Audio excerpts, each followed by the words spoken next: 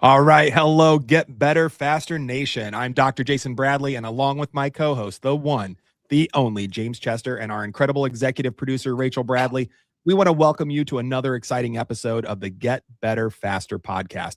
Today, we're joined by a man who has spent over 20 years researching the vulnerabilities of cancer cells and has developed what he calls a targeted, natural, and non toxic approach to cancer prevention and therapy. Mark Simon is the founder and director of the Nutritional Oncology Research Institute, NORI for short, and CEO of NORI Nutraceuticals. His background spans neuroscience, biomedical engineering, and clinical nutrition, and he's been training doctors worldwide on his revolutionary NORI protocols.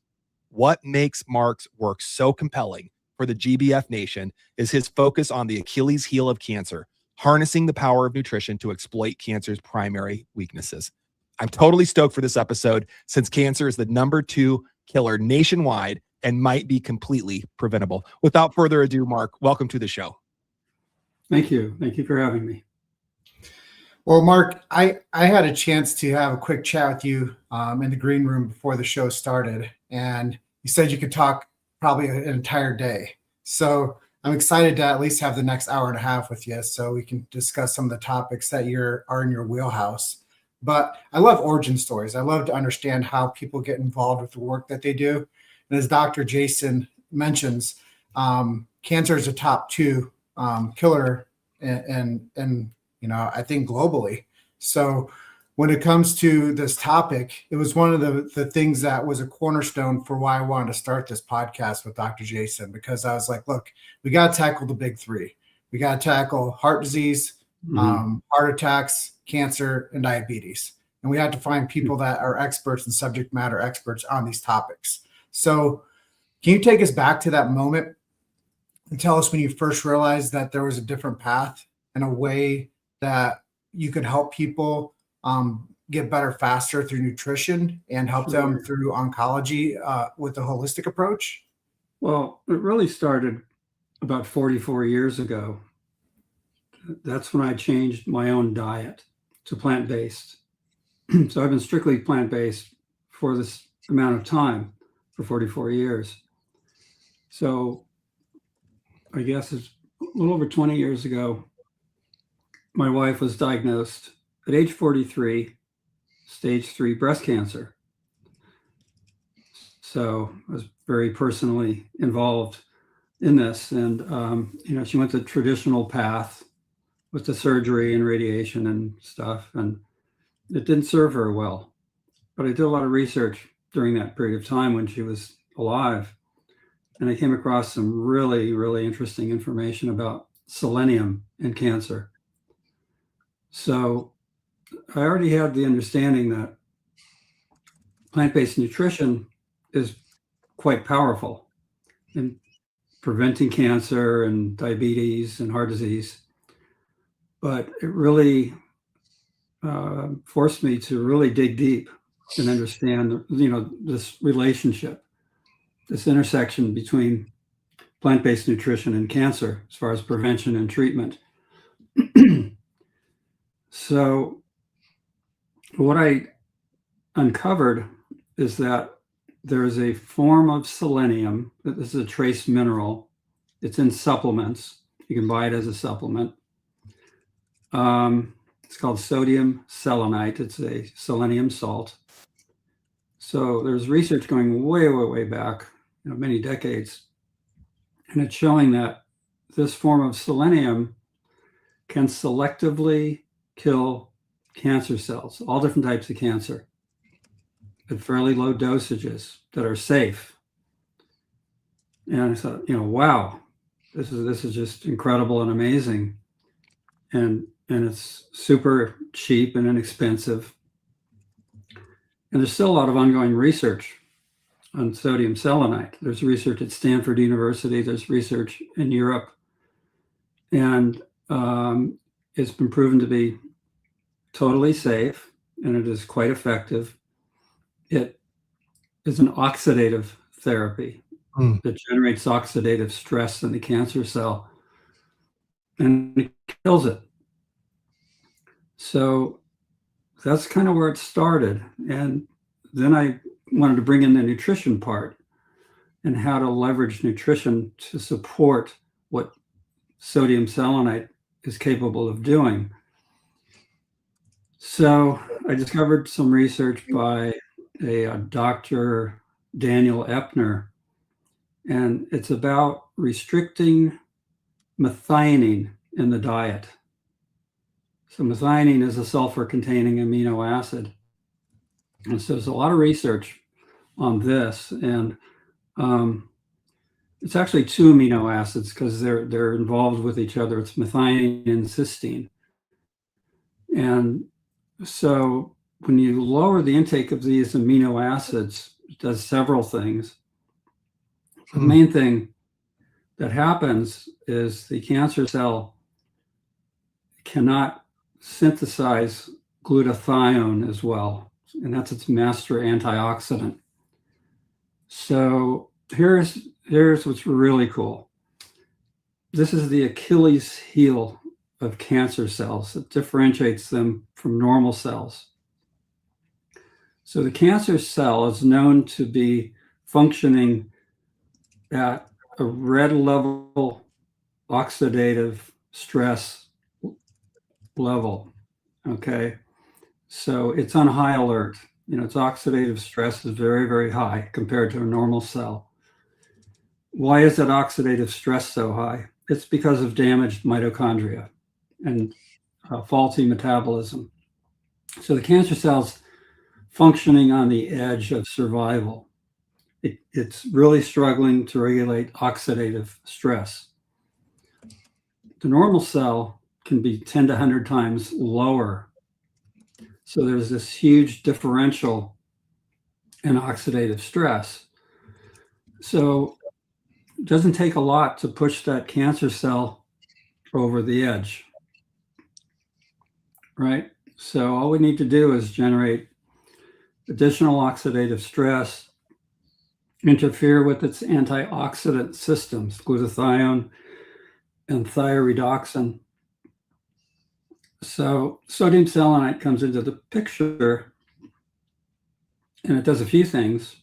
It knocks out one of the antioxidant systems, the thioredoxin system, and it also generates some oxidative stress. And when you couple that with the low methionine and cysteine diet, then you're knocking out the glutathione antioxidant system. So it's a dual knockout of the main antioxidant systems, or I call them antioxidant defense systems in the cancer cells, and they die. There's different forms of cell death. It may be apoptosis, it might be ferroptosis, or other types of cell death. So it's very simple, it's very targeted. Today, there's a few other things involved to make it work better. So there's other pro-oxidants. It's kind of like a cocktail of several pro-oxidants. Another factor that helps a lot is to neutralize the acidity in the tumor. So tumors are very highly acidic. And that's because of the faulty metabolism. They're pumping out a lot of lactate. So using bicarbonates, we can try to neutralize the tumor acidity, which is very, very helpful. And it also helps immunotherapy work better. So plant-based diet has a lot of other advantages in that it can lower IGF-1, it can help stabilize blood glucose, lower inflammation. So you get a lot of bang for the buck on a plant-based diet when you're trying to treat cancer. So what gets really confusing is that on the subject of antioxidants are important for cancer prevention. And the most important thing for cancer prevention is obtaining enough selenium in the diet. So selenium is important because it's incorporated into a bunch of different antioxidant enzymes. So we know selenium is very, very powerful in cancer prevention, but turns out it's one of the top agents in cancer treatment. So how do you administer selenium? You can do it intravenously. I've trained doctors on that. And it can be taken orally, but you have to be careful how you do it. I want to jump in real fast because you Sure. mentioned a word, Mark, that I think, thank you for sharing all that, by the way. And, you know, I do think, sorry to hear about your wife and her experience going through, it sounded like the conventional system failed her, and we hear that story all the time. Yeah. And it's impossible to understand the grief around that. And that's why I'm so glad that you're here sharing this. I'm fascinated. There's a few things. I mean, you actually just shared a ton of very, very valuable information that's actually very actionable with our listeners. But I want to go back to a few points if it's okay. Yeah. You used a term that was pro-oxidant, and we hear about antioxidants, as you mentioned, for cancer prevention all day long, all day, every day. Can you talk a little bit about pro-oxidants and how, like, what the heck is it? I mean, for our listeners that maybe don't have a background in biochemistry and oncology, can you share with them what is a pro-oxidant and how does it come into either cancer development, cancer treatment? Let's talk about pro-oxidants for a minute. Sure. So I think you've heard the term free radical. So the most common radicals are oxygen radicals, which can be different forms. It can be hydrogen peroxide, H2O2. It can be OH minus, the hydroxyl radical, or O2 minus. So they're called reactive oxygen species. So in all the scientific literature, it's called ROS, reactive oxygen species. So ROS damage proteins, it can damage DNA, it can be very, very damaging to different parts of the cell. So maybe we should talk a little bit about what cancer is and what it isn't. Yeah. So cancer has nothing to do with the nucleus of the cell, the nuclear genome. We have two genomes in our cells. We have the mitochondrial genome. Mitochondria have their own DNA. And the science is telling us that cancer is related to DNA damage or mitochondrial DNA damage. And it doesn't look like it has much to do with the damage to the nuclear DNA. That may happen later on in the development, but it's a mitochondrial dysfunction. The science supports this very, very strongly. So that's one of the reasons why cancer cells upregulate glycolysis. They consume more sugar or glucose because the mitochondria are not functioning well. There's issues in the electron transport chain. So, glucose comes into the cell, it goes through like 6 steps, and then it's converted to pyruvate. Pyruvate goes into the TCA cycle in the mitochondria, and then at the very end is the real high energy output process called, it's oxidative phosphorylation, and it's called the electron transport chain, and that produces all this ATP. So that machinery is not working properly in the cancer cell. So it has to compensate for it, and it upregulates glycolysis, or the fermentation, anaerobic glycolysis, fermentation of sugar. So there's a lot of interest now in, the ketogenic diet and, hitting all these metabolic pathways and everything. So that's an approach to support cancer treatment. I don't buy into that at all. I do something different.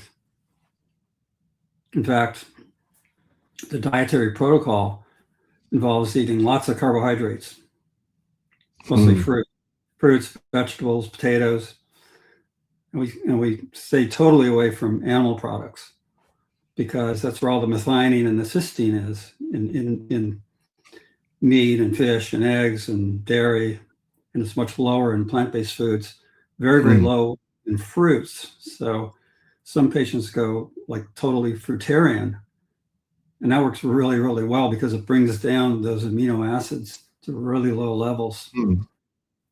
And we see patients get better just doing that alone. I have a question to insert here too. Sorry to cut you off. Okay. So, I wrote a book in 2023. I was blessed to have it be an international bestseller. I like to give myself a shout out for that, the Epic 5 plan. If anybody wants to check that out, it's on Amazon. If you're a Kindle Unlimited subscriber, it's free for Kindle Unlimited. Otherwise, paperback, but very affordable. And the way I wrote that book, Mark, was basically, here are the 5 pillars. I would have 6 pillars if I rewrote it today, but here are the 5 pillars that I shared with thousands of clients, over a couple decades plus of work, to help them lay down a healthy foundation to be, as healthy as possible, as long as possible. Yeah. And it was, drink water and, eat the right foods. I'll come back to that in a minute. Movement, nervous system regulation or stress management, and sleep patterning. I would add a 6th pillar in community. Surround yourself with people that are supportive and loving and health oriented. I think this is the crux of getting healthy. So I wrote this book, and the diet that I came up with is, I don't want to say dissimilar, but I would say it was plant leaning. I wouldn't say it was plant based completely, but it was plant leaning. And I focused on healthy protein sources, healthy fat sources, kind of from an omnivore point of view, but we could adapt that to if somebody was vegan or vegetarian. And then certainly, low glycemic vegetables, high fiber content. Let's see, for fruits, I really centered on berries. Although I think there was room for other fruits in there as well. I mean, green bananas and slower starches and things like that. And, then some acids like apple cider vinegar, lemon juice, lime juice, for digestion and whatnot. And it was a pretty simple diet as far as it goes. And I got a lot of success with it, in a lot of areas, from chronic disease, autoimmunity, and also, cancer and not just cancer prevention, but we saw cancers turning around dramatically on this diet. I mean, I've had thousands of patients. I have lost some to cancer, only one during active treatment. And that person actually just didn't want to do anything. I think she was kind of resolved to die. And I feel really, horrible saying that, but she literally wasn't following anybody's advice. She was just waiting to die. But everyone else that was under our care, while they were under our care, they didn't die, and they outlived their expectations. We had some Hail Mary passes coming to us of lung cancers and stomach cancers and a whole host of things, and got really good results. And I'm proud of that. And that book is not written for oncology at all. It's meant as just a general wellness guide for anybody struggling with chronic illnesses or just want to make their personal health better. Now, that said, and here I'm getting to my question finally. I wonder sometimes when people come in to us now, I do things a little bit differently now with my clients, but because they call it practice for a reason, because we're always refining our art, right?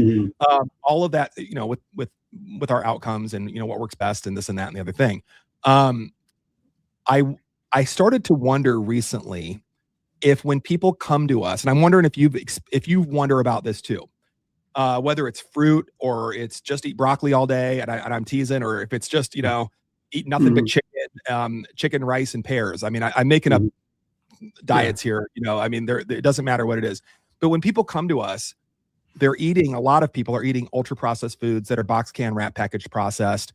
And it's those foods, as we know, are very destructive to the system. They disrupt, they're endocrine disruptors, so they disrupt hormones. Including insulin, but other, sex hormones, protective hormones. They certainly disrupt our blood sugar stability, can lead to, insulin dumping, insulin resistance. And we know that can lead to other cancers. And the reason I'm bringing all of this up is I wonder how much of my diet book that I wrote in 2023 that I got great reviews on, international bestseller, has, I know, helped people transform their health, worldwide. I wonder how much of it was just because they stopped eating crap. And I mean that genuinely out of like it's a question I have for myself. And I'm wondering for you, to pitch it back to you when you say people have turned into fruitarians.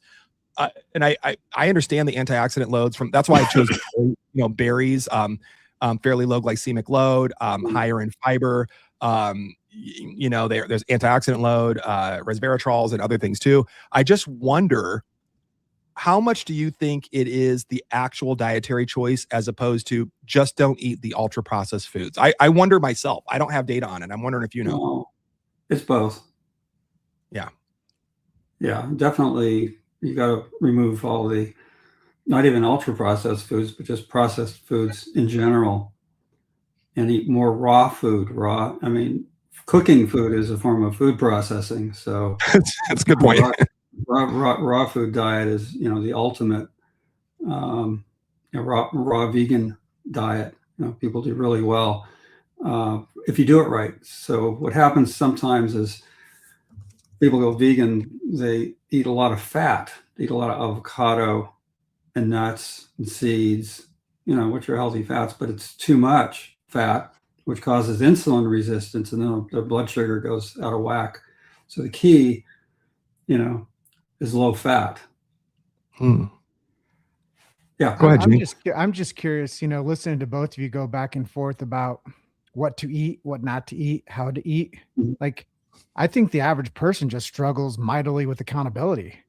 Like, how do you get somebody to say, hey, I'm just going to adopt a new plan, and it's just going to be 0 to 60, and I'm going to quit everything I've done for the past 30 years of my life and find this new pathway? I mean, obviously they're sick because they're experiencing some type of a symptom, but if you take it down to the brass tacks, you're talking about humans here. You're asking humans to stop go and to go and adopt a whole nother form of ways of thinking and doing and eating. Eating is probably what most people consume most of their time in their day thinking about and doing. They wake I'm up, thinking about dinner right now. What are you talking about? They wake up, they want breakfast, they finish doing their daily activities, they want lunch, they want a snack, they want more snacks, they want dinner, they want a midnight snack. How do you reprogram people for accountability to get them on the fast track to betterment? I don't have to. They're self-motivated. Okay. Because what's the alternative? Is the alternative, being on high-dose chemotherapy? Right. And I share all the scientific information on this. I show them charts showing how much of these amino acids are in different foods, so they, clearly understand it.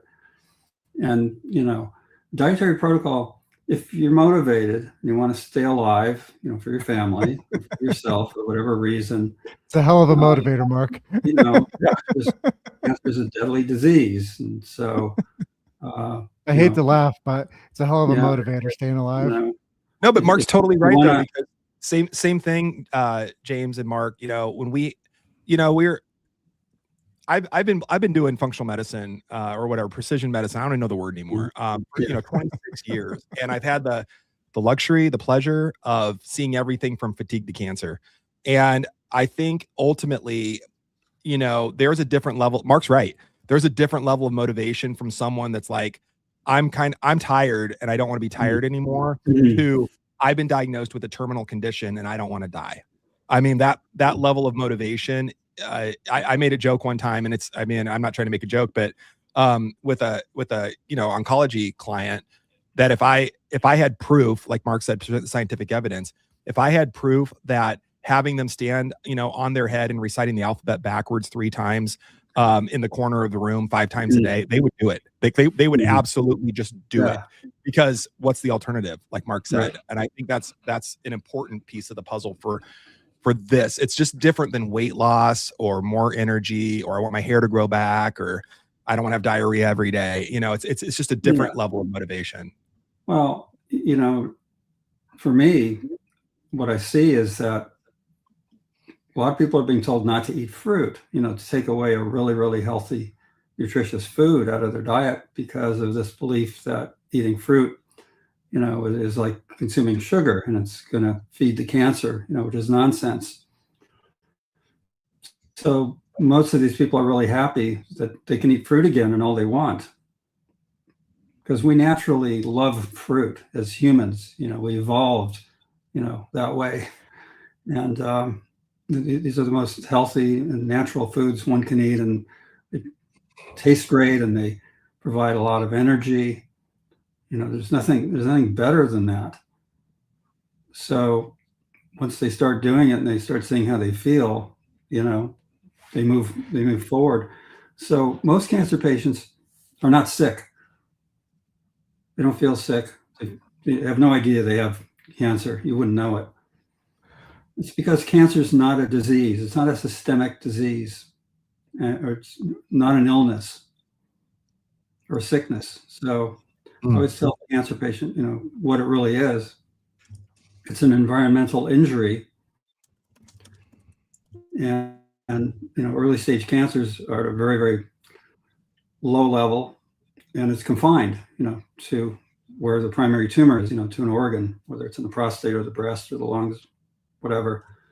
So it does not affect the rest of the body at all. So just because somebody has cancer doesn't affect patients or all these toxic drugs used to treat, and radiation and other things. So most of the patients I deal with, they come to me, they're not sick. They're normal. They feel normal and healthy. And generally, a lot of them are healthy. They have perfect immune systems. They have perfect everything. Yet, there's a tumor growing in an organ. Yeah. So in our case, we're not dealing with sickness or illness or anything.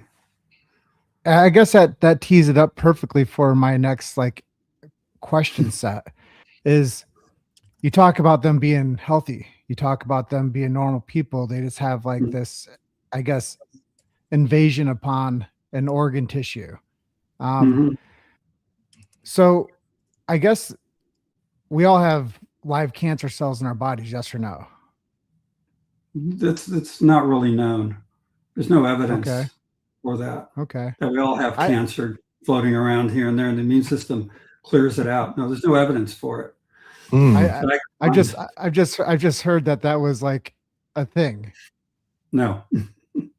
I think I was taught that going through my medical programs, so that's interesting.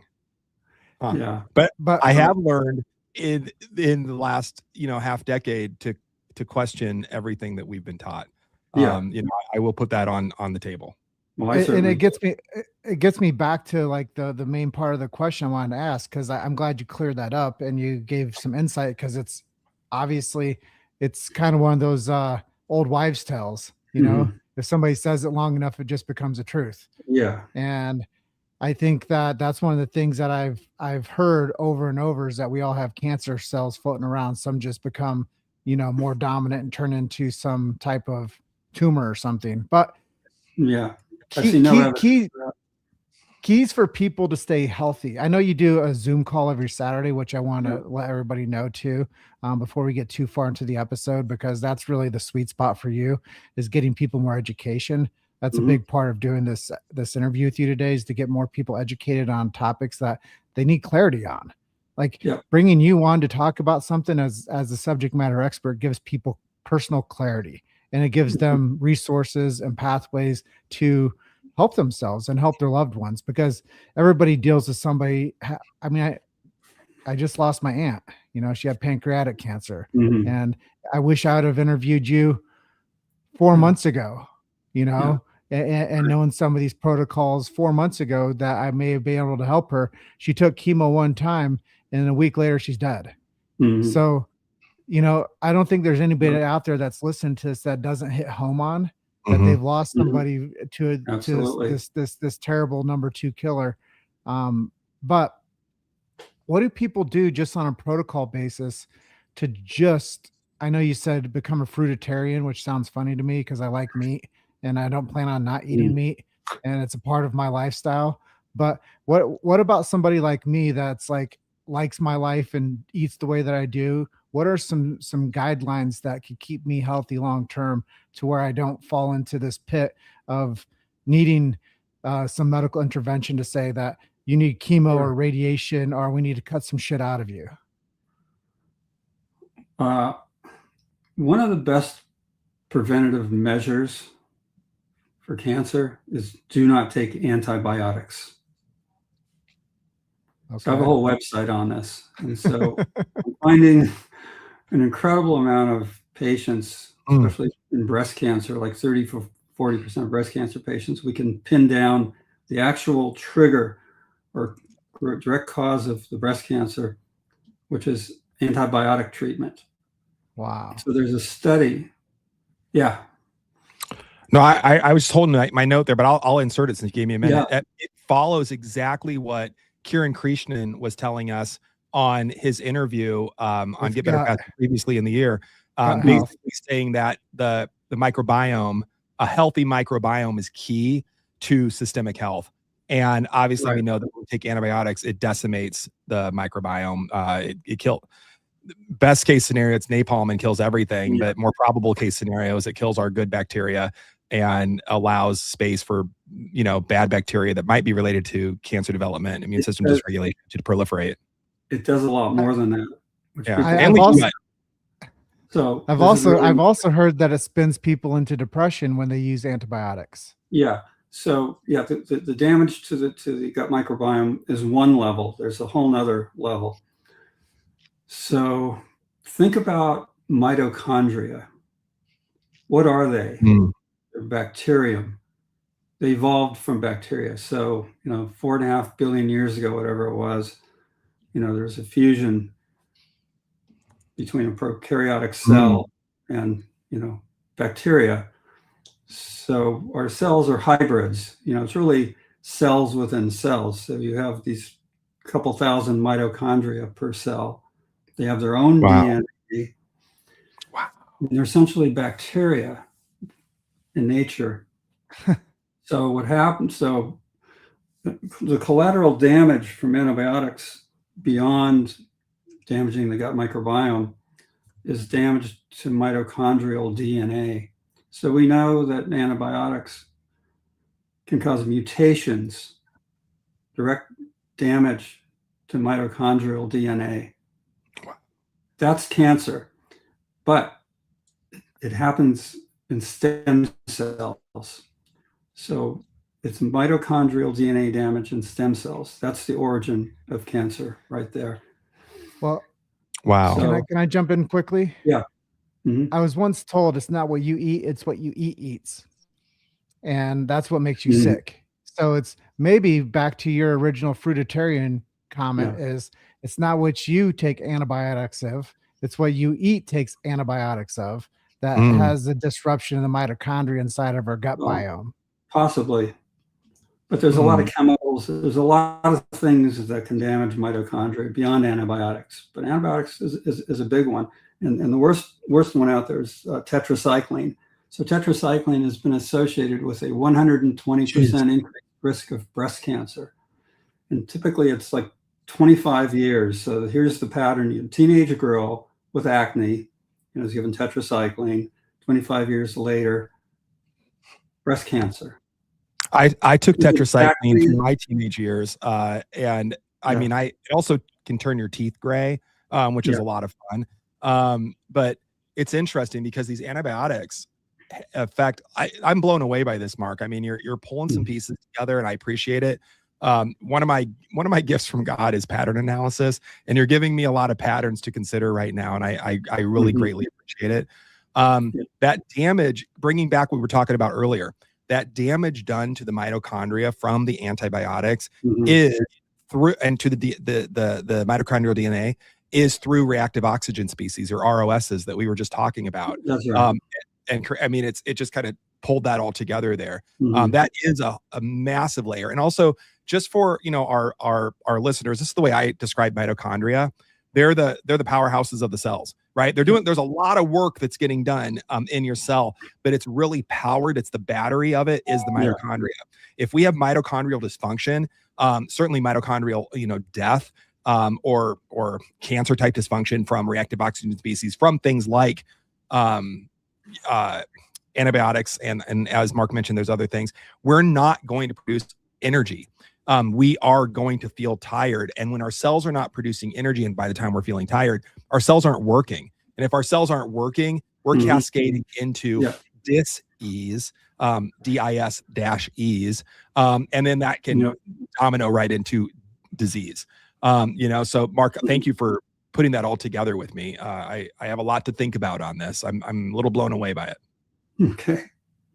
Yeah. Yeah, The other thing it I was wanted to like, shocking. if I could wax poetic a little bit on what James was talking about with what we eat eats, and then going back to what you mentioned with the fruitarians and other types of Mhm. plant-based, vegan-based diet approaches.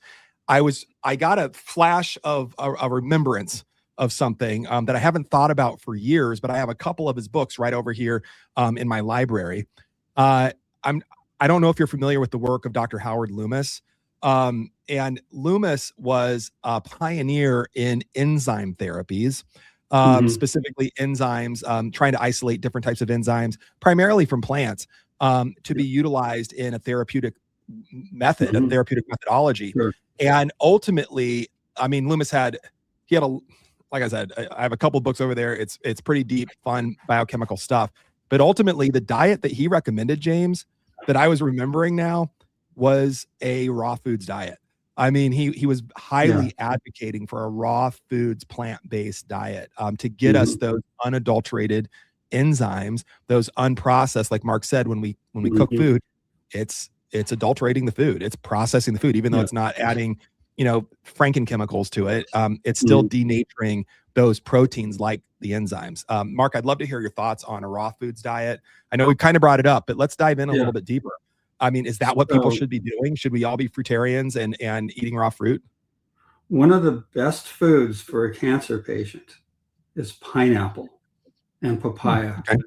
These two tropical fruits loaded with enzymes, proteolytic enzymes and fibrinolytic enzymes. So there's the enzyme in pineapple is bromelain, which is very, very powerful, and it's been studied for its anti-cancer activity. So I actually recommend very strongly, lots of pineapple, and eat the core in the middle because that has all the bromelain in it. And I also have a powder, a really high potency bromelain supplement, which is very helpful.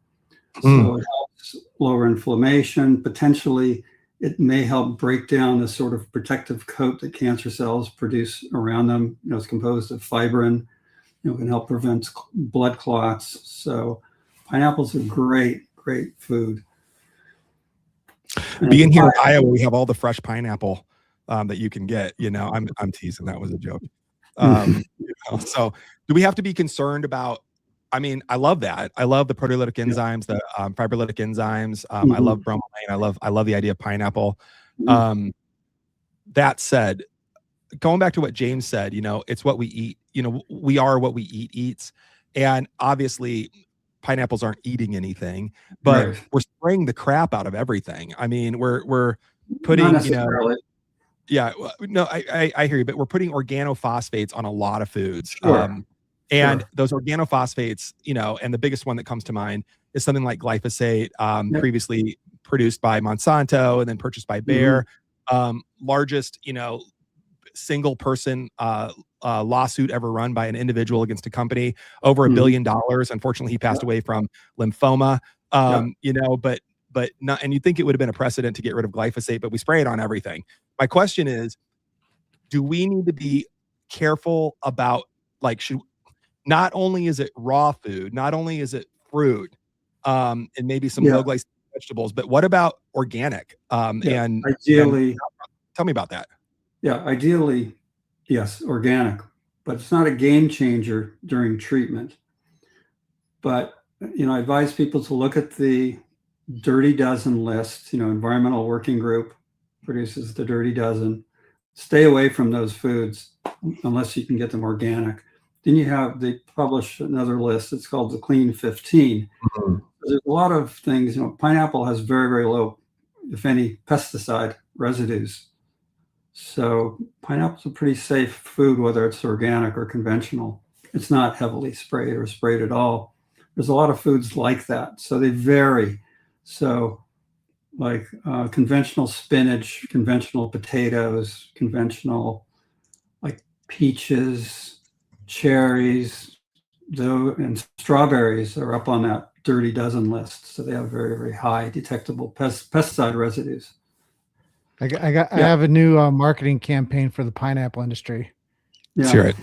A pineapple a day will keep the cancer away. Yeah, there you go. Potentially. So let's go back to meat and cancer. Let's go back to And meat. before we go back to meat and cancer, I just want to say we'll drop in the show notes, getbetterfasterpodcast.com. We'll put in links to the environmental working group, ewg.org, food news, and you can literally enter in your zip code and they can give you that dirty dozen and the clean 15. They update it every year. It's very similar every year. But Mark brought up a really good resource that's available for all of us. And what that resource does with the EWG, it literally tells us like this dirty dozen, like strawberries are on there. You should only eat organic if you're going to eat off that dirty dozen. Stay away from anything else. The clean 15 doesn't matter as much. It's for various reasons. So it can be, organic or not organic, and you're probably going to be better off eating the food anyway. So I appreciate that, Mark. Right back to you on I think it was meat and protein. Meat and cancer. So consumption of red meat and processed meats is highly associated with colorectal cancer. Okay, why? Why is that? The reason is that we don't totally digest meat and animal products in general very well. So you get a lot of undigested chunks of protein that enter into the colon. So the digestion in the stomach is not complete. The absorption and digestion is incomplete in the small intestine, but then there's the residue of undigested protein enters into the colon. What does that do? That feeds some highly pathogenic bacteria of all different sorts, of different strains of E. coli and other bacteria that produce toxins, like colobactin has been associated with colorectal cancer. So if you're eating a diet strongly meat-oriented, animal protein-oriented, and not a lot of fruits and vegetables, not enough fiber, whole grains, and everything else, that stuff sits there and accumulates there over time, sitting against the colon wall. And these bacteria, these pathogenic bacteria, are pumping out all these toxic metabolites, continuously, which damages the stem cells in the colon wall, which then you get polyps, and then you get a tumor, and then you got colorectal cancer. And colorectal cancer is occurring at much, much higher rates now in younger people in their 30s and 40s. Why is that? Well, look at what people are eating. A lot of fast food, garbage, not enough fresh fruits and vegetables, not enough of that fiber to just keep things sweeping through. So meat, got to remember, meat has no fiber. It's very difficult for the intestinal tract to push all this through. It's like pushing toothpaste through the tube of toothpaste. It's gummy. Yeah. Couple things here. I'm really interested in you walking us through a day in your life, from how you wake up and how you feed yourself to how you finish your day and go to sleep. If you would share that with us. I'm just really curious as to you make it sound so easy, to just like not eat meat and to clear out the colon. But also a second level thing is I like fasting, and I think fasting does a great deal to help clear out some of this gunk, as you call it, the toothpaste and the tube type scenario. What is your take on fasting first? And then can you walk us through a day in the life of how you feed yourself? Yeah. Fasting doesn't physically clear out anything. Better than fasting is just going all fruit. That way you get things constantly moving through you. Fruit is like the body's best detoxifier and cleanser.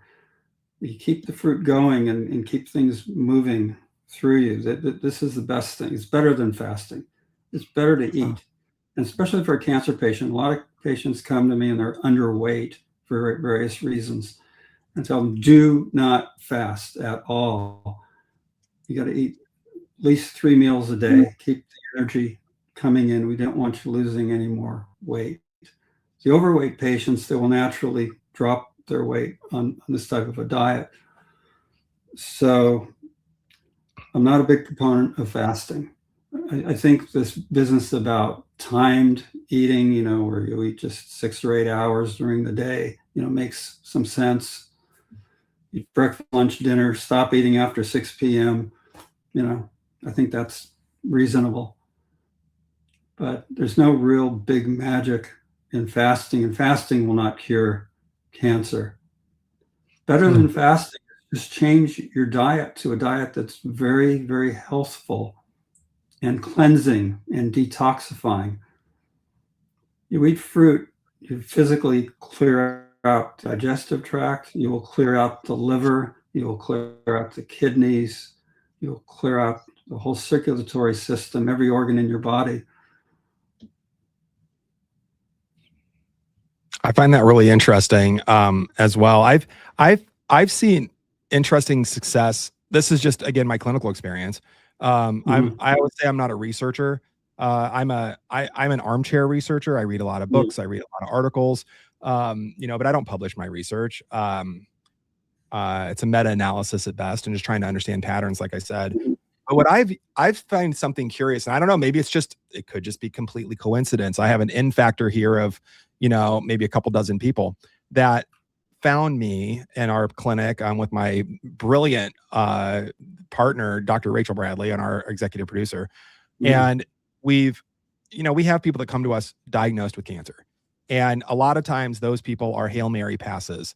And we have a couple of Hail Mary passes on us, where it's, I haven't been given long to live and I don't want to do conventional treatment at all. We have those people. And we have other people that are, I haven't been given very long to live, and I'm going to go ahead and do the chemotherapy, and maybe the radiation. Just depends on the person. And I always like to honor, where our our patients are coming from and where they are, and try to help them understand, the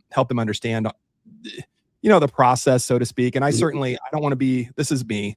I don't want to be the guy that's like, absolutely don't do conventional therapy, because I don't want to tell people that. I mean, but if they've made that choice on their own, I will greatly and happily support them to leverage everything that I know to help them through the process the way they want to go through it. So coming back to the story, I remember we had a client many years ago, back when we had a brick and mortar, and he had flown in. He was seeing us. He had not been given very long to live. It was a lung cancer, pretty rapidly spreading.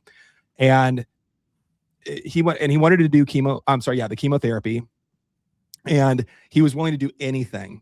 And so this was what I told him. And I want you to tell me what you think about this, because I did employ fasting. I said, and I've used this subsequently, and I've always had the same outcome, but again, it could be coincidental. I don't have research on this. I just have clinical experience, anecdotal. This is anecdotal evidence. I want to be very clear for people listening. They chose to do the chemotherapy, and I said, you know what? Cancer cells like to eat sugar. And this is what I was told. So cancer cells like to eat sugar, and they're smart with the chemotherapy drugs, and they add sugar or sugar-like substances to those drugs so that the cancer cells are attracted to it, and that's how they target the cancer cells. And my theory was, given at the time I thought that was true, I'm like, what might help is if we starve the body and put them into a fasting state, like literally, like I fasted these people for sometimes up to a week before their chemotherapy treatment. The idea is that other cells will go into a more, call it what you want, but a keto adaptive state, using ketones for fuel, as opposed to just sugars. The cancer cells don't have the ability to go into a keto adaptive state, so they're going to gobble up that chemotherapy, and it's going to be much more effective. Now, whether or not that's true, I will say this first gentleman that I'm speaking of, he was given 3 weeks to live, and he ended up actually going for years. He lived for years. We kind of lost touch with him just because he was doing so well. He didn't need our care anymore, and I said, hey, it seems like, knock on wood, we're out of the blue. Just keep following this low glycemic load diet, and eating real foods and everything we had structured around, and his cancer went dormant. We bumped into his wife, Debbie, many years later, and at a grocery store, actually. And she's like, we got to get back in to see you. the cancer's come back. And she goes, to be real honest, we kind of got a little lazy and kind of drifted off this low glycemic load diet that you gave us, which eventually became the Epic 5 Plan diet. It was before the book was published. And long story short, he didn't make it. They didn't even make it back in to see us, and he ended up passing away. And it's kind of a sad ending to that story. But I've had a lot of cases where we've had these cancers of various types, whether it's lung or liver or prostate or ovarian or breast or fill in the blank. We've seen a lot. Brain cancer. My father, he died a couple of years ago in February, but he was diagnosed with a terminal brain cancer, had diabetes, had the whole thing. And I did the same thing with him, where I'm like, Dad, if you want to live, and coming back to what James asked earlier, I mean, dying is a pretty big motivator. He fasted, he reduced it. I mean, he ate low glycemic load. He did all of the stuff, and he literally outlived a terminal brain cancer that had something like a 0.00 whatever percentage of survival.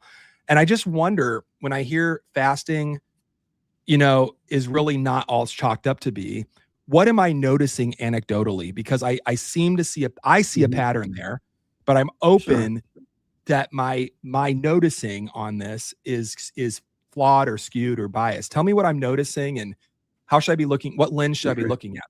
Thank you. Yeah, look at the underlying science.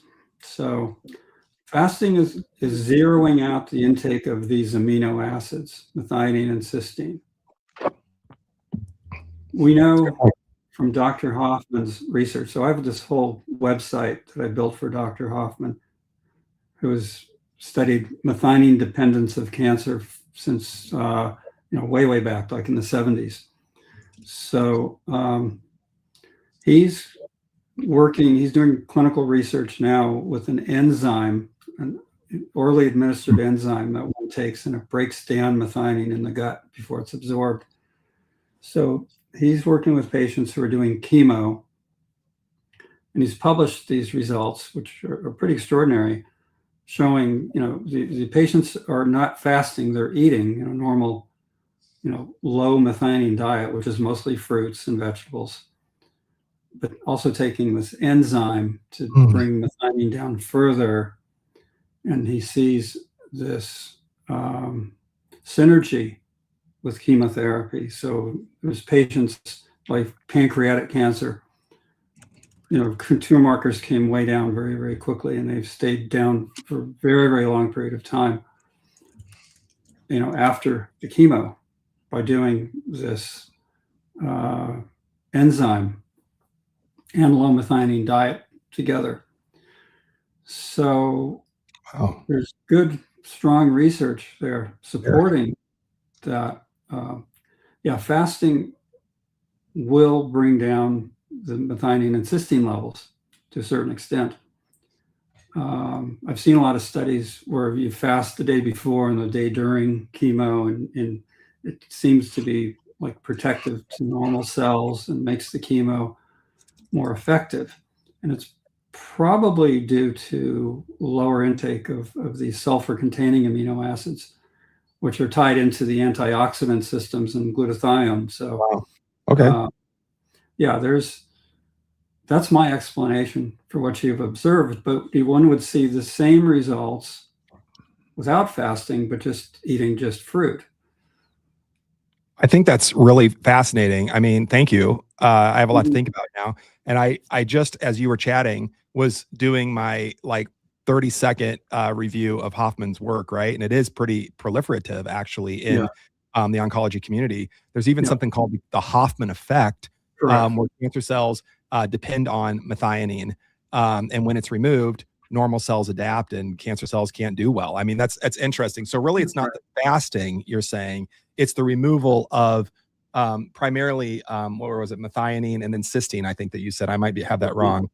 Methionine and cysteine, which is super interesting. And if I can take this a little bit further, I know that my healthiest patients, client, I don't like to call them patients. Patient comes from a Latin root that means one who suffers, and I just don't like that word.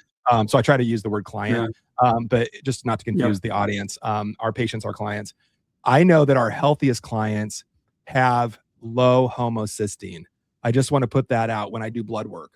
Lower, not necessarily like bottomed out homocysteine, but a lower amount of homocysteine. Sure. And as homocysteine goes up, I see more problems, inflammatory problems, maybe precancerous issues, certainly metabolic disorders, hormonal imbalances. I mean, the list goes on and on. And, you know, just to kind of remind people how this is connected. A lot of people have heard of I won't say the whole thing, but the mother effer gene, MTHFR, and that genetic polymorphism.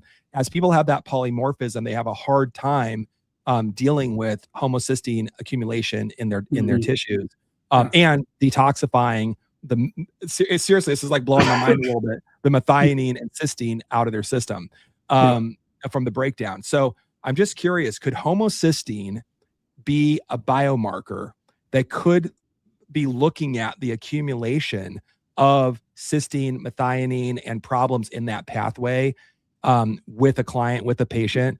I'm noticing something anecdotally here, and I work very diligently to get my patients' homocysteine levels down, and we do a good job of it. But I'm wondering, from your oncology expertise and nutritional oncology expertise, have you noticed a correlation with homocysteine or anything like that? I don't know if there's a question in there, but somewhere in there's a question mark. If you can pull it out. Maybe it's very, very complex. So, you know, there's like two intersecting cycles. You have the methionine cycle and, you know, the folate cycle, you know, they're intersecting with each other, and it involves B12, you know, and folate and vitamin B6. And it's really complicated and difficult to sort all that out.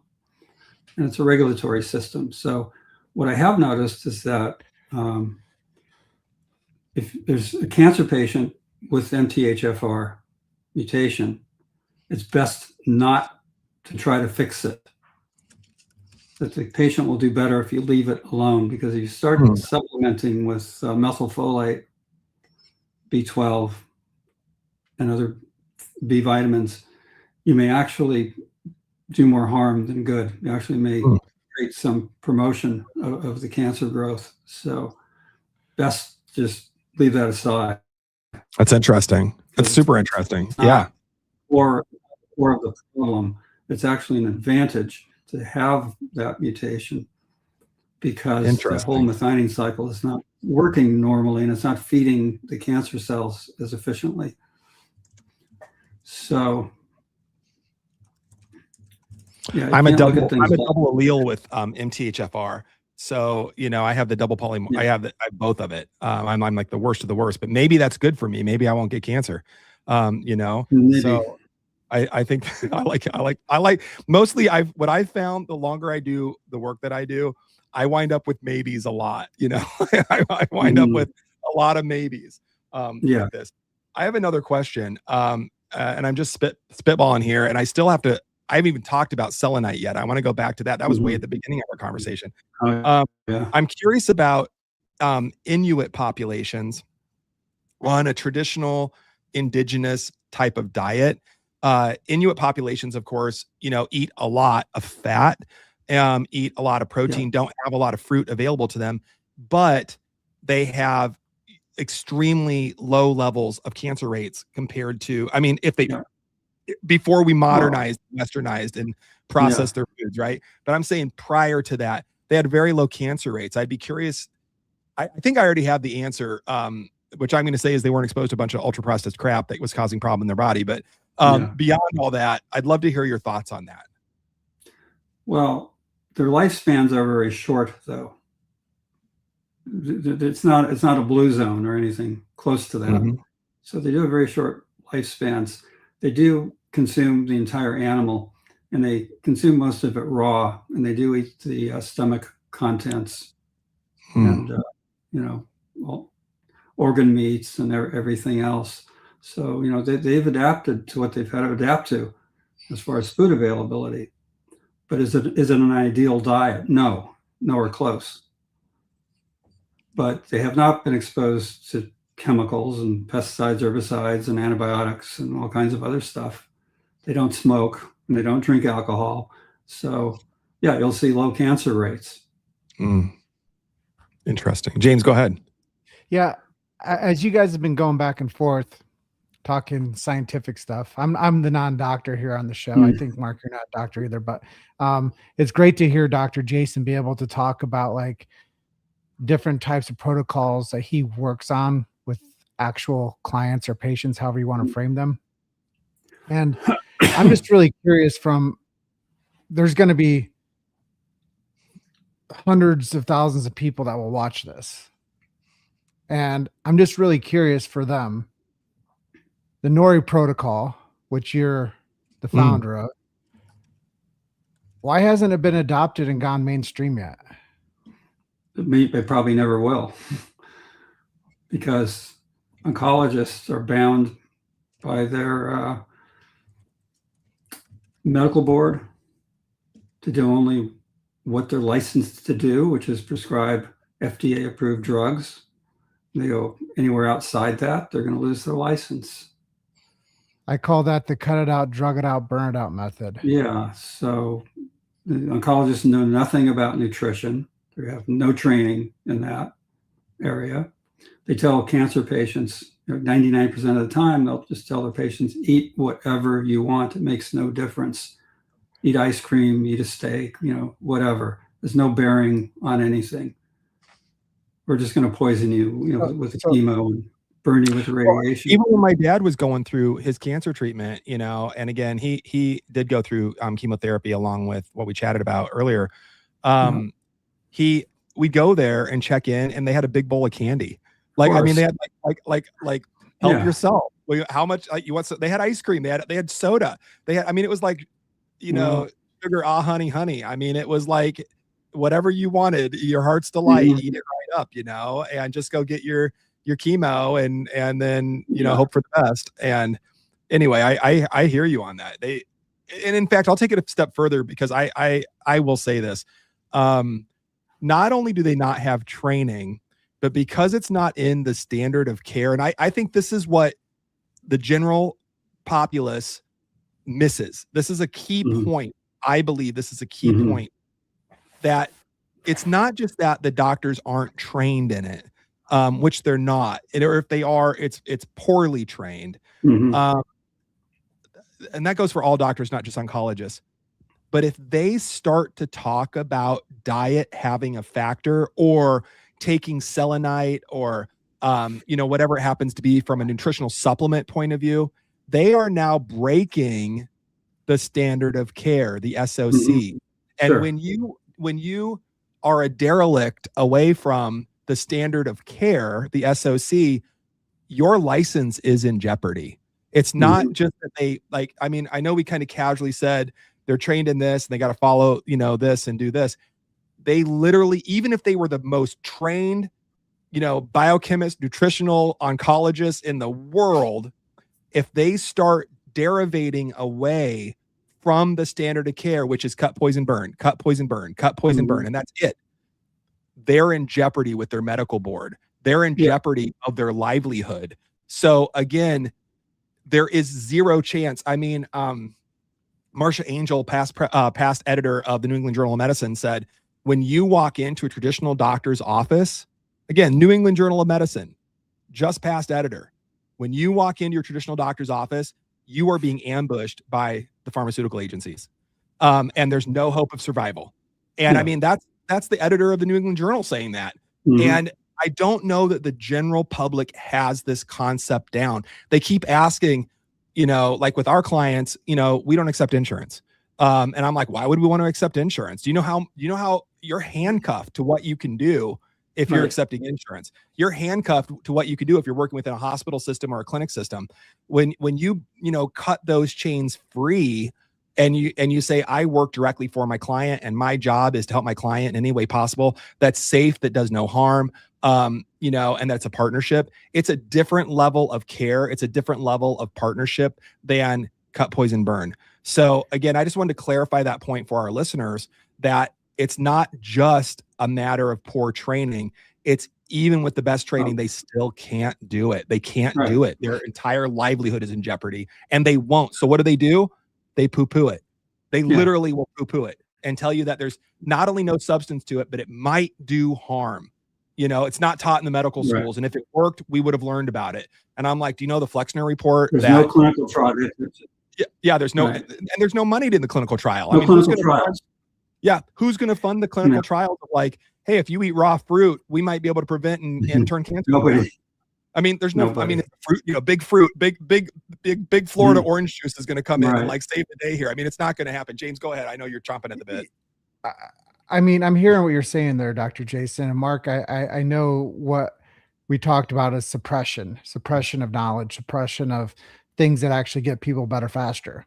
That's a big thing about this is we're not so much a mainstream media here. We're not on TV, but Mhm. I believe we're a cult classic. I believe what we're doing is we are telling people solutions and bringing people together to learn from people like yourself, Mark, that have expertise out there, decades of expertise, by the way, and being able to give that type of a knowledge to people is the suppression is real.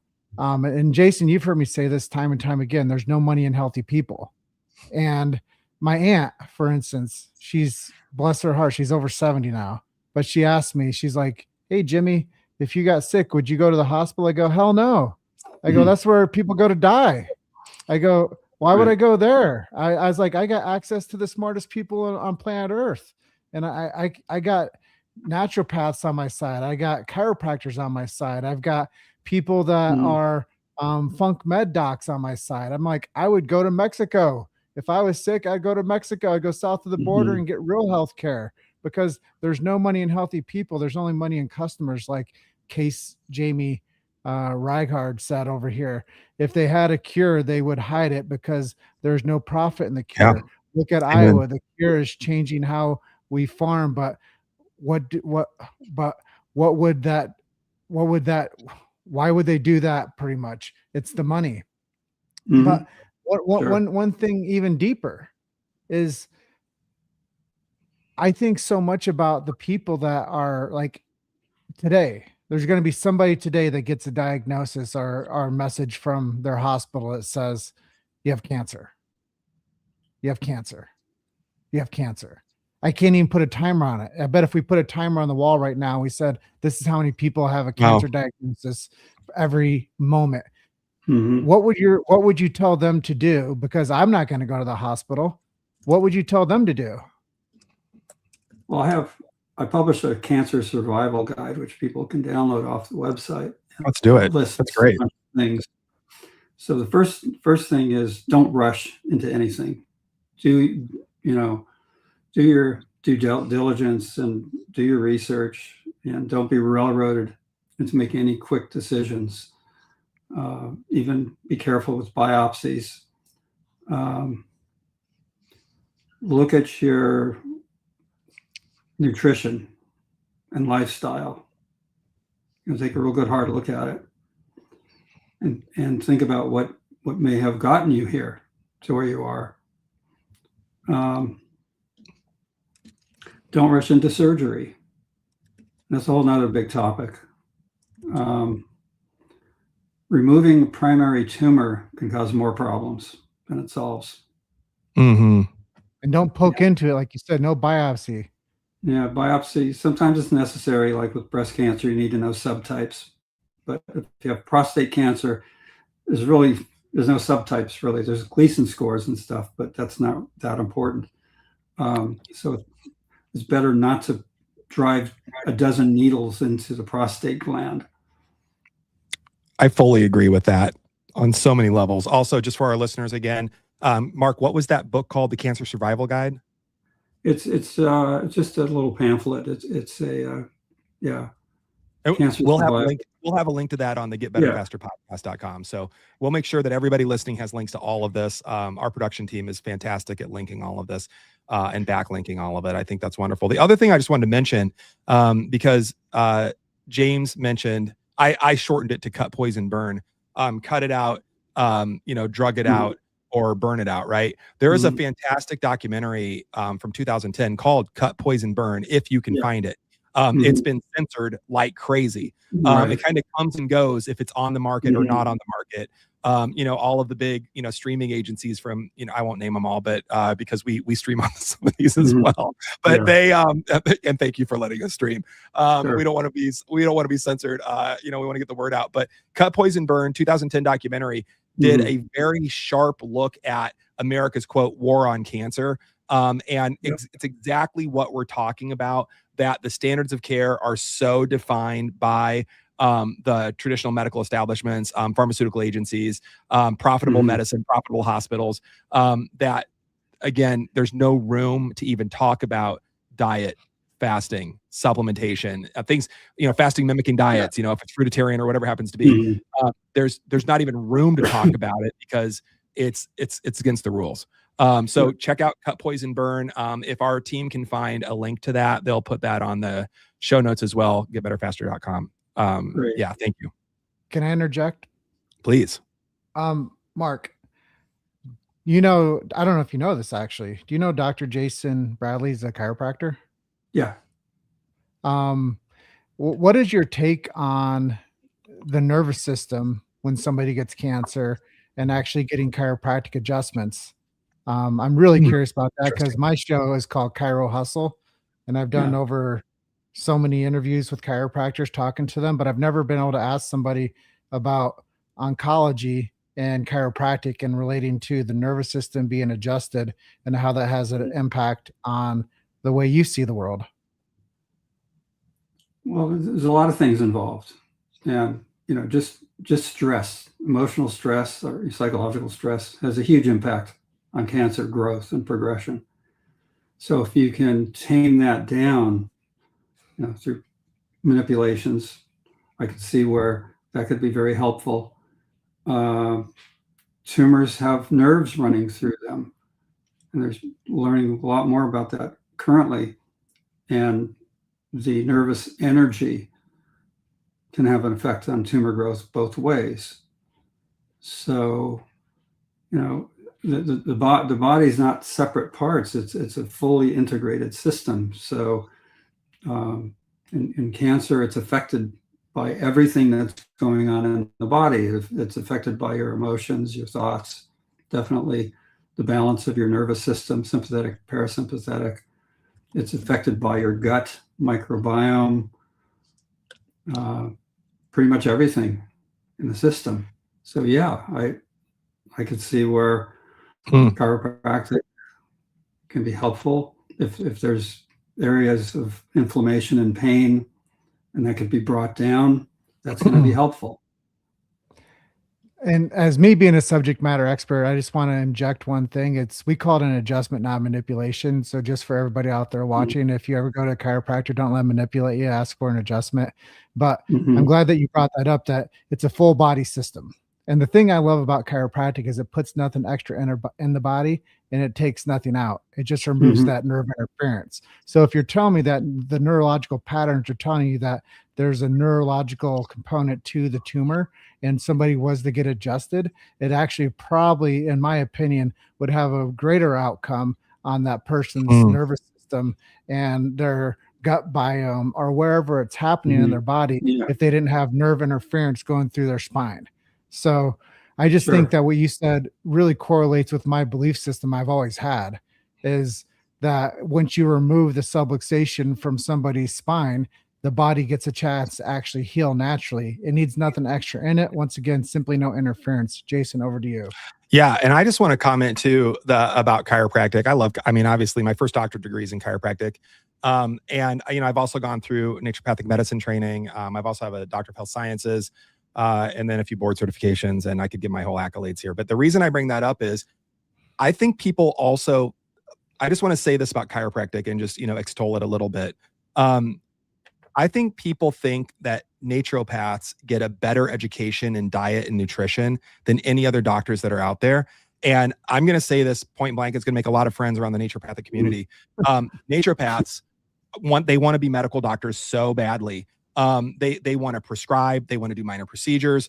I think in 17 states, they're practicing as kind of watered down NPs, PAs, medical doctors. They're not they're not the doctors of the natural path. They are wanting so desperately to be part of the inside club that they get better training in diet and nutrition than their medical counterparts. But the very best nutritional and diet training that I had in my standardized curricula was in chiropractic school. You know, and I went to the Fountainhead at Palmer, so I don't know. And I also went like 30 years ago or something like that, right? I don't know. I'm getting old, guys. I don't know if it's changed since then. But I just want to say for the general listening public, when we say the doctors of the future are chiropractors, doctors of chiropractic, it's very true. And I would say the future is now. Your local doctor of chiropractic probably knows more about endocrinology, oncology, gastroenterology. I mean, all of the ologies, than possibly their medical counterparts. It's just that those doctors have been relegated into you're a pain doctor, and that's what people go to chiropractors for. You know, and I just want people to ask your doctor of chiropractic about these things. They probably and not everybody's created equally, right? But they probably have a wealth of knowledge that they're just salivating to share. Nobody asks them about it. Everybody just wants, my neck hurts, my back hurts, I've got a migraine. You know, talk to your doctor of chiropractic about this stuff. It's interesting stuff. I want to go back a little bit, if it's okay, Mark, because I know we're getting about 10, a little over 10 minutes left for our show. And this is a really important topic for me, and the show's all about me. No, I'm kidding. You mentioned sodium selenite, selenium salt, right? And I've never thought about it from an oncology, point of view.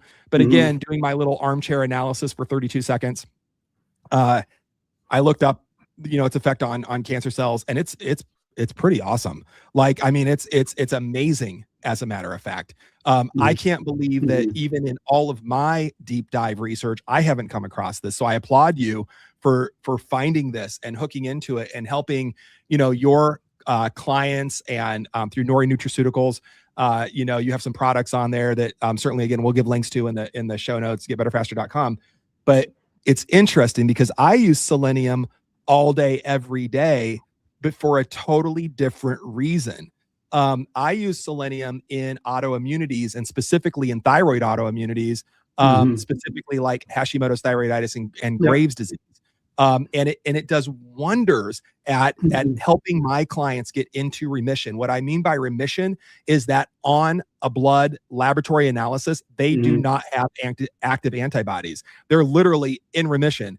If they didn't know that they had been diagnosed with one of these autoimmune conditions prior, and then somebody ran some blood work and looked at it, they would, like any doctor on the planet, would say, you don't have that, because there's no indication on their blood work that they have it anymore. And again, it's a targeted and structured and systematic approach. It's not just, hey, take some selenium, you're going to get in remission. It's a lot more complex than that. And I know that you know that too. I just wanted to say that for our listeners. But I'm floored around, and this is kind of the way I understand selenium, and so the sodium selenium salts. This is the way I understand it, and this is the way I explain it. It helps regulate, and this is what I say, helps regulate the immune system and the inflammatory cascade. And by doing that with autoimmunity, it's basically dampening or down regulating the hyper response or the over response from a hypervigilant, overactive immune system. I'm wondering, though, now that I'm chatting with you, because you said somewhere in here, cancer is not an illness or sickness. It's an environmental injury, low level, and confined until it's not. I'm wondering, how does that sodium selenite work from a cancer point of view? Not only from, just from treatment prevention, like walk me through the, I don't want to say biochemistry, because you and I could geek out on this for hours. We got it, like biochemistry, but for like our listeners that are not biochemists, that are not, providers, practitioners. Tell me about, how does selenium work? Okay. So one of the forms of cancer that's really, really easy to treat, that I've had like over a 99% success rate with, is papillary thyroid cancer. It's horrifying for me to see so many patients, have their thyroid removed, and then surgeries and radioactive iodine and everything else, when it's not totally unnecessary. I found that just sodium selenite alone can treat papillary thyroid cancer and the other forms of thyroid cancer very, very easily, even without the major dietary changes. Looks better, of course, if you do the diet along with it. So there's studies that show that sodium selenite can kill thyroid cancer cells, but it works so efficiently because there's a naturally high uptake of selenium into thyroid tissue. So thyroid tissue uptakes selenium and also uptakes iodine. So for the thyroid to be healthy and functioning properly, it needs a good amount of iodine and selenium to operate properly. So yeah, you'll see improvements in Hashimoto's disease, Graves' disease, and other thyroid dysfunctions, and also thyroid cancer, just from high dose sodium selenite. Will get rid of the thyroid cancer pretty efficiently. So how does it work? It's not really related so much to it being selenium. It's related to its outer shell of electrons. It has to do with its oxidation state, because there's two forms of, there's sodium selenite and there's sodium selenate. And the only difference is, like one oxygen atom. So sodium selenite is Na2SeO3. Selenate is Na2SeO4. Selenate doesn't have much anti-cancer activity. Very, very little, if any. Selenite is major.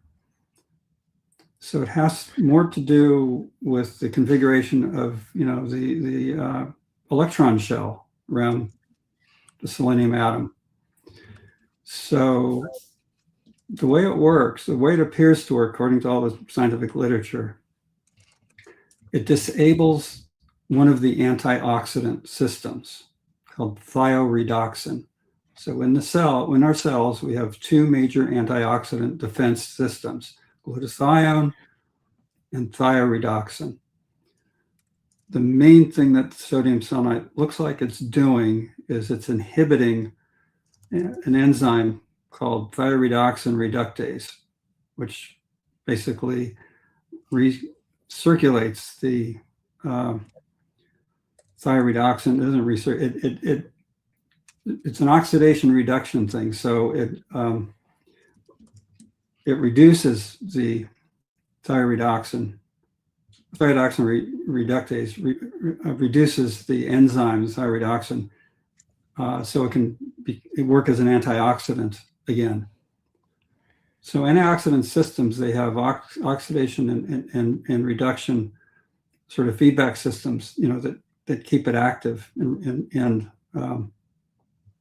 keep the levels up where they need to be, kind of all automatically regulated by enzymes. So selenite knocks out this antioxidant system. And so without this antioxidant system, the cancer cell goes into oxidative overload. The oxidation builds up to the point where, it's going to have all kinds of downstream effects, and it's going to trigger apoptosis or ferroptosis. So that's the simplest explanation I can give you. Go ahead, James. Well, thanks for sharing that, Mark. I think that there's a lot there from a scientific brain standpoint for people to take in and to go back and rewatch again. Yeah. Because I think that the average person like myself doesn't think on the apoptosis or whatever you said. Right. I'm sharing my ignorance here, because I'm not the most educated man when it comes to like clinical research or diagnosis or getting people better. But my big question before we wrap today's show, I have a couple poignant things to say. I did want to let the audience know, if you do have any questions, post them in the comments now before we wrap up today, because Mark is a subject matter expert and he can help answer some questions.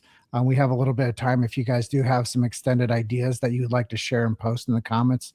But why aren't most more people educated on natural approaches? Why does it take a couple journalistic mob freaks like Jason and I to put a show on to educate people on natural approaches to getting themselves better faster? Like, I don't know. why is it up to us? How about white coat syndrome? I don't know. It's the system. It's the media, who's pretty much owned by the pharmaceutical industry. Medicine, it's all owned by the pharmaceutical industry and run by them. Doctors are basically just licensed drug pushers, medical doctors for the most part. I sometimes refer to, I make friends this way by saying they're glorified Pez dispensers in a white coat, but that doesn't make me friends very, very easily. Right. And I know we're on the edge of our time, but I do have one question for you. You talk about eating a lot of fruit. Yeah. Do you believe that we should clean our fruit? Clean it? And if so, what do you clean it with?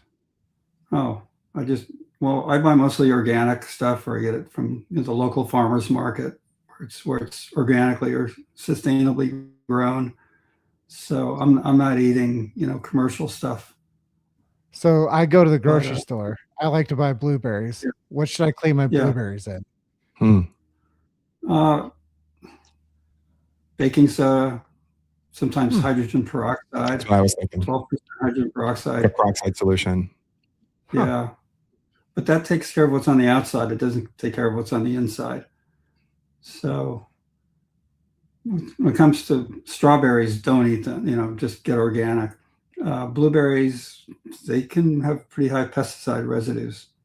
So you might want to go organic there. A really good source for organic food, and it's inexpensive, is to go to Costco. The plug for Costco. They have such a wide variety and selection of organic food. It's probably a third the price of some of the other stores, and you get like a big bag of frozen blueberries, like 3 or 4 pounds, whatever it is, for around $10.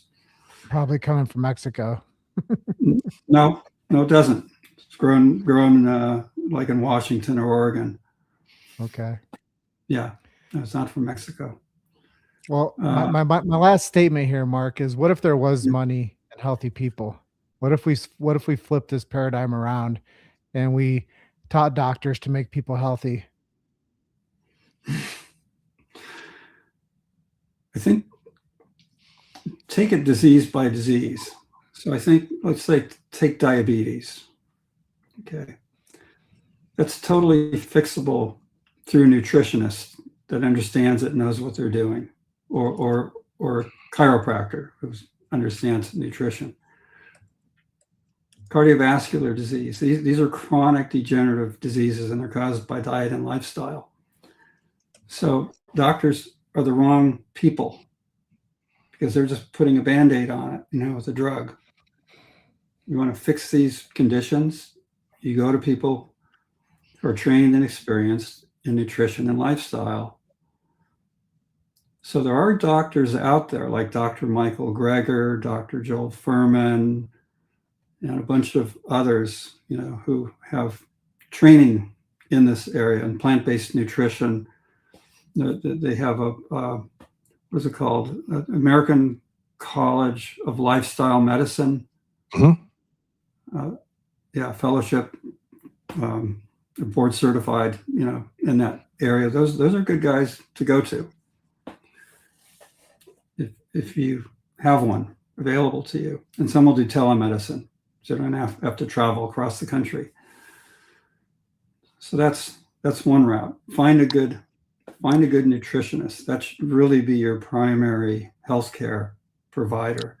I had a patient once, and again, I'm James over in Colorado, and we're trying desperately to get out of Iowa. Iowa has some of the highest cancer rates in the country. I think it's because of the way we farm here. But I had an organic farmer that was here named Josh, and he and his wife subsequently moved to Hawaii. And good for them. Maybe someday I'll join them. But he had a really good quote where he said, I believe in the future, we're going to choose our farmers the way we choose our doctors. And I really like this idea of like being highly like scrutinizing, where does my food come from?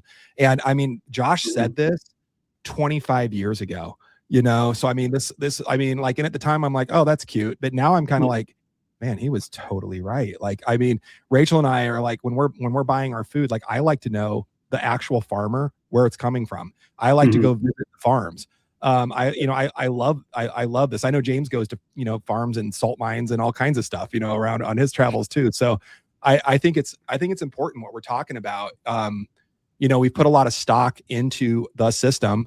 And the system has had just approximately 100 years now to prove to us that pharmaceuticals and traditional medical care, as we're now used to in the United States, works. And, we are 5% of the country, 5% of the population, 5% of the population of the world. But we take, upwards of 75, 80% of all the pharmaceuticals created on the planet right here in our tiny little, country per world population. And yet we are the sickest, quote, modern country on the planet. I mean, if drugs and traditional care was the solution, we'd be the healthiest. It'd be like, how many more drugs can I take? I mean, like, give me more pharmaceuticals. And I mean, it's not the way it is. I know we're running out of time, and I want to pass it back over to James. I just want to say, Mark, thank you so much for coming today. I know James has some closing remarks as well, but thank you so much for coming today. This is an important conversation, and I feel like you said, we could have gone on for days and days on this. Cancer treatment, cancer prevention, real cancer treatment, real cancer prevention, from a medicalized viewpoint, from an open discussion viewpoint, needs to be discussed more. Just to put some numbers on it, we talked about it being the number 2 killer in the United States and also worldwide. In the United States alone, 4 people are diagnosed with cancer every single minute. 4 people a minute. We've been on this show for 90 minutes now. That means 180 people have newly been diagnosed with cancer since we've been on this call. And again, cut, poison, burn is their only solution within the system. I say all the time, the system that's allowed you to stay so sick for so long will not be the system that you find your solution for health. So Mark, thank you so much for coming today. Love to have you on for part 2 down the road. And we'll coordinate that. James, I'm going to pass it right over to you, sir. Thank you. Before I have any closing remarks today, I just want to say a big thank you to our podcast team. I sometimes overlook who actually is the engine behind what we do. So Podetize, thank you so much for getting us the rankings that we're getting and the position that we're in. I also want to say thank you to Jason Bradley for doing such hard work behind the scenes to make this dream a reality. And I also want to say thank you to Rachel Bradley for her diligence on getting us together to make sure that the shows go off and everything's scheduled and everything is launched and ready to go when I step behind this microphone. So thank you, Rachel. Thank you, Jason. Thank you, Tom at Podetize. If you guys want to launch a podcast, reach out to the Podetize team. I'm sure that they would love to hear from you. But Mark, today has been absolutely eye-opening. So much information I didn't know. And I'm sure our viewers that are still on the line watching, they didn't know this stuff either. I'm sure they all have somebody out there that's sick or suffering that they can give this as a recording to, as a resource, so they can start educating themselves on understanding the ways to get better faster. And for our listeners, Mark has shown us that cancer is fundamentally as a vulnerable that we can target it through strategic nutrition and targeted nutraceuticals. I didn't even get a chance to ask him what a nutraceutical was because I was curious and I didn't get a chance to ask that. But part 2, I'm sure part 2 we'll touch on that. But if someone you love is navigating a cancer diagnosis and looking for options beyond the conventional cut, burn, poison approach, the Nori protocol offers a natural, non-toxic path worth exploring. And here's the incredible part. For you guys that are still on with me right now, Mark hosts a free Zoom workshop every Saturday where you can learn more about this approach and bring your family on to talk to him about what's going on in their personal lives. Visit getbetterfasterpodcast.com to get the link and join the community. And remember, nobody is coming to save you, but solutions like this can prove you can save yourself. Mark, Simon, thank you again. And all of you, our Get Better Faster Nation, thank you for listening and for your continued support.